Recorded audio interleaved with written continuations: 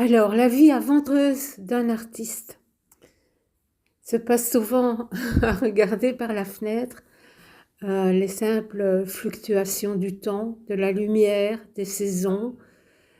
C'est une aventure dans l'espace, dans l'éternité.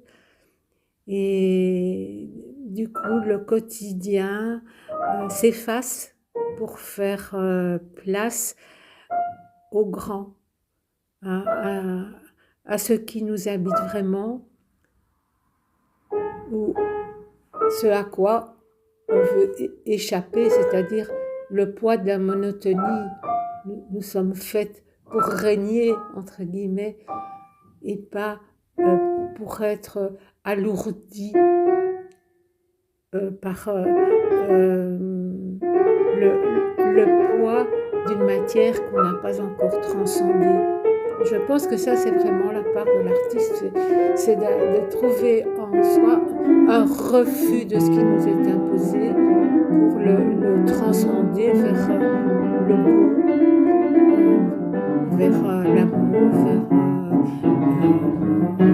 les élans de vie qui nous habitent. Alors ici, c'est un essai sur la pluie. Comment rendre le son de la pluie sur les âmes d'un toit, par exemple, ou sur le feuillage.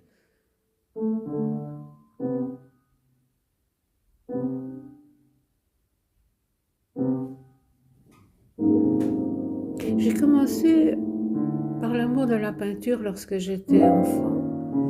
Mais j'étais pas du tout douée pour le dessin. Puis, comme tout le monde, la danse, la musique. Et bon, une amie avait une guitare, alors j'ai voulu faire de la guitare. Les doigts ont saigné. Ah, je dis, c'est pas pour moi. Et puis, j'ai été séduite par Chopin, la musique de piano de Chopin. Et voilà, je me suis lancée dans le piano. Ça fait plus d'un demi-siècle maintenant que j'essaye d'arriver à un résultat au piano. Par contre, ce qui a toujours été très facile pour moi, c'est la poésie. Ça coule de source pour moi, la poésie. Et au piano, j'ai dû me contenter de jouer les œuvres des autres avec beaucoup de difficultés, jusqu'à il y a 3-4 ans, où je me dis, mais c'est pas possible, puisque je peux écrire si aisément, que les mots me viennent avec aisance, pourquoi ne suis-je pas capable de composer au piano? Et voilà mon premier essai de composition au piano. Très timide. Et je n'ai jamais poussé mes études de solfège jusqu'à la science de l'harmonie. Bon, je trouve que l'art, ça doit d'abord être notre soumission à la beauté, à ce qui nous dépasse. Et quand ça devient vraiment une science qui nous paraît aride, qui n'est pas pour nous, il ne faut pas s'y enfermer. Il faut laisser toujours ce côté sauvage de l'humain, qui en fait est une part du divin pour moi. C'est une obéissance au divin, le côté sauvage qu'un artiste a en lui, l'indompté. Donc je laisse toujours parler l'indompté. N'en déplaise aux académiciens, bien sûr.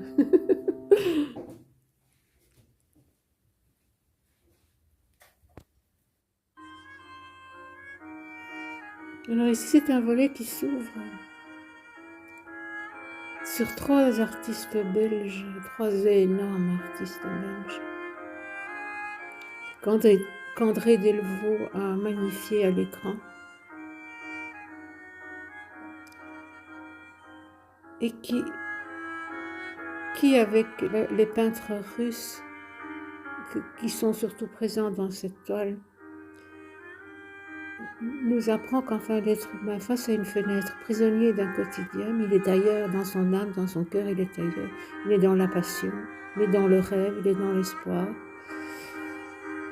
Que très peu de scènes quotidiennes, même en famille, peuvent permettre. Il faut quand même beaucoup de solitude pour deviner notre part d'ange en nous. Et donc voilà le slogan que j'ai trouvé ici, mais pourtant ailleurs.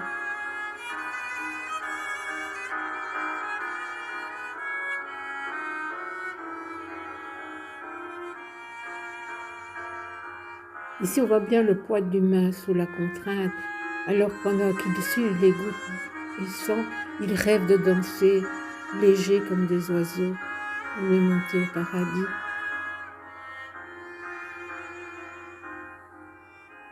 Marc Chagall, bien sûr.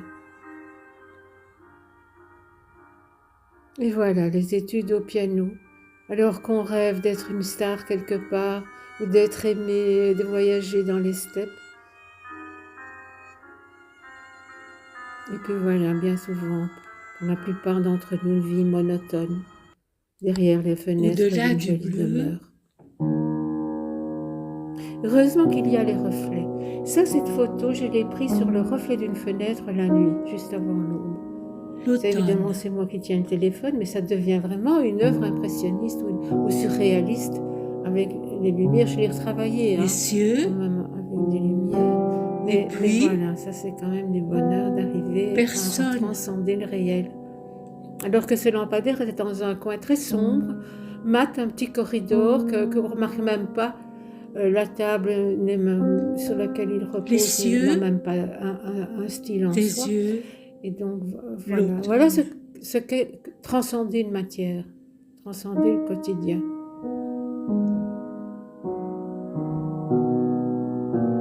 Et les reflets sont toujours plus beaux que la lumière posée sur l'objet réel. Donc en fait, il faut presque photographier l'objet devant un miroir ou devant une fenêtre pour le transcender. Alors, les couleurs. Les couleurs aussi, elles ont besoin d'un certain moment du jour dans leur éclat naturel pour nous atteindre. À un Velux, j'ai vu 3-4 gouttes de pluie qui faisaient comme un ourlet. Je venais d'acheter une robe verte avec toute une frange de perles et c'était exactement le même dessin à cette cornière de Velux, de fenêtre, et à cette robe. Ça, c'est la féminité. C'est le créateur qui arrive à mettre des perles de pluie sur une robe. C'est celle-là qu'on va choisir dans un magasin, en fait, sans le savoir. Parce qu'il y a un secret de la nature dans cette robe qui a été ajouté. Voilà. La résurrection. S'il y a bien un concept que plusieurs humains remettent en cause, c'est le pouvoir qu'on aurait à être ressuscité. Quand on a un jardin, on se rend compte que les hortensias meurent après le mois de juillet, après l'été, deviennent bruns, ternes, fanés. Si on les laisse là, qu'on ne les coupe pas, au mois d'octobre, ils ressuscitent dans des couleurs, des profondeurs. Si on a du grenat, du rouge, à l'amarante. Et en fait, on associe le rouge au sang, et le mois d'octobre, où ça se passe, cette résurrection de l'hortensia, on l'associe aussi à la révolution russe. Octobre rouge. Il y a un film, le dernier film de Bourvil aussi, qui s'appelle Octobre rouge. Alors j'ai fait une association autour de ça. Parce qu'après nous aurons le gris de novembre et puis le blanc de décembre et janvier. Et alors les saveurs des petits marrons, les soupes aux petits ronds. À chaque fois qu'on met ça dans sa cuisine, on revit un petit peu les couleurs dans le froid de l'automne qui va suivre.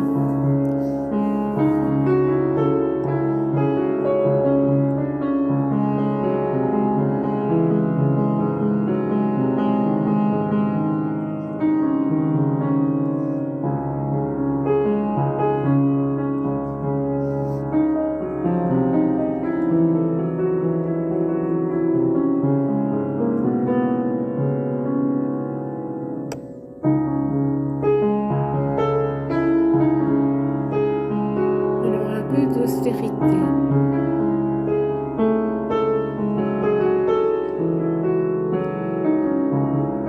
Pourquoi je dis austérité? Sobriété. C'est le coin d'angle que j'ai choisi de photographier le piano sur lequel je travaille. Et des nuages.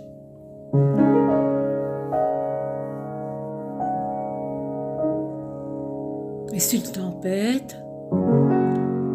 Est-ce un voyage?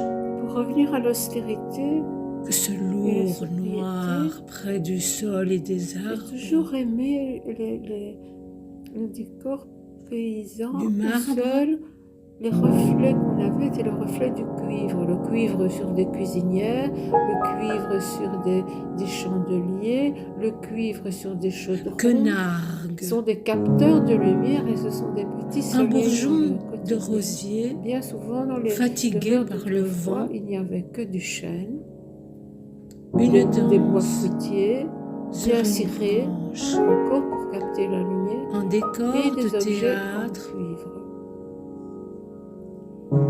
Et donc, nuages. parfois j'épure ma pièce de séjour, rien qu'avec Pas encore une bois rose, bien du ciré, vent, parce que la cire donne aussi un un présage. parfum de vie dans une maison et quelques objets en cuivre. Et derrière cet écran, Le général de Gaulle, pas du ce grand homme, sage, se trompe pas quand on dit grand homme, il était haut de en taille. temps Il vivait dans un décor très temps. sombre. pesant C'est quelqu'un à lire parce qu'il qui marche était sobre pour lui-même et grandiose dans un pour son ciel. pays. de notre présent. On trouve beaucoup de sagesse dans le passé Vers quoi, parce que les hommes écrivaient. tu vois, Ici, on est dans l'éphémère Un temps et d'ailleurs, qui je passe. suis dans l'éphémère avec mes créations aussi. toi C'est le moyen actuel de faire passer et ce de qu'on l'or? veut. Non, je rêve. Mais dans l'écrit, il y a une profondeur de pensée. Peut-être qu'on ne trouve derrière cet éclat de blanc, un espoir se cache. Entends le silence qui marche. Il y a des écrits en langue française, Benjamin. bien sûr. C'est Mais un en enfant, traduction, Benjamin. il y a des écrits Et c'est une tempête qui se lâche. orientaux ou slaves qui, eux, chantent le bonheur de On la appelle nature, cela le bonheur de la l'équinoxe, création, de la nature. peut-être. Évidemment, nous en avons des traductions. Et dans notre pays, nous avons Henri Gewers, qui est un auteur néerlandophone, mais s'exprimant uniquement en français, ce qui était une coutume avant la Seconde Guerre mondiale.